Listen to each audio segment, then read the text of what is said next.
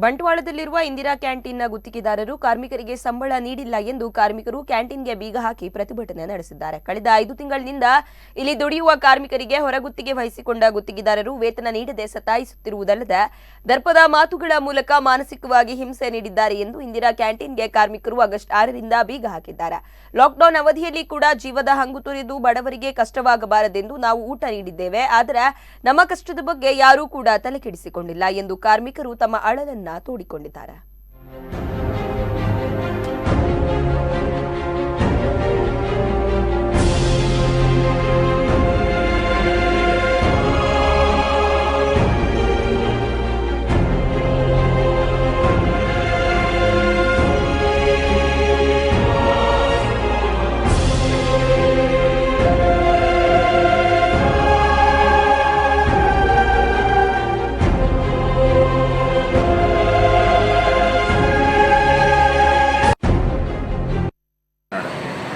Indira canteen ಸಿಬ್ಬಂದಿ security ಕೆಲಸ ಮಾಡ್ತಿದ್ದೆ.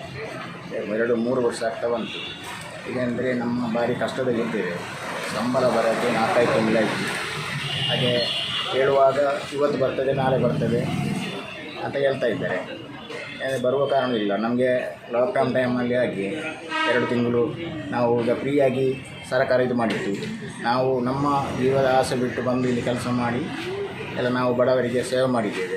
ಆದರೂ ಏನಾದರೂ ನಮಗೆ ಕಿತ್ತು ಏನೂ ನಮಗೆ ಒಂದು ವ್ಯವಸ್ಥೆ ಮಾಡಿಲ್ಲ. ಹೀಗಾಗಿ ಸಂಬಳ ಬರದೆ ನಮಗೆ ತುಂಬ ಕಷ್ಟದಲ್ಲಿದೆ. ಅದಕ್ಕೆ ನಾವು ಈಗ